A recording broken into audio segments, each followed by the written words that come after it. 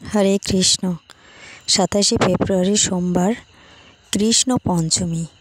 শ্রীল পুরুষোত্তম দাস ঠাকুরের তিরোভাব তিথি। তাছাড়া শ্রীল ভক্তি সিদ্ধান্ত সরস্বতী ঠাকুরের আবির্ভাব তিথি।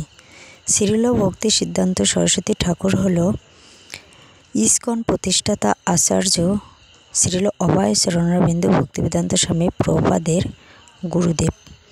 আর তার আবির্ভাব তিথি উপলক্ষে দুপুর 12টা পর্যন্ত উপবাস। তাই সকলেই দুপুর 12টা পর্যন্ত উপবাস থাকবেন, কারণ আমাদের কর্তব্য এমন মহান মহান গুরুদেবদের অবশ্যই স্মরণ করে রাখা।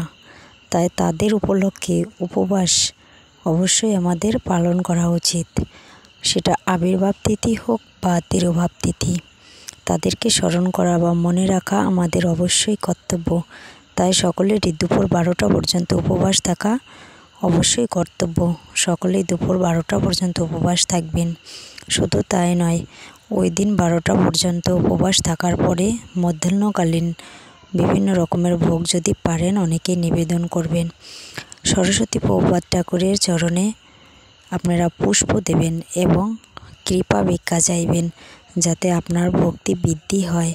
এতে আপনার ভক্তি অবশ্যই বৃদ্ধি পাবে।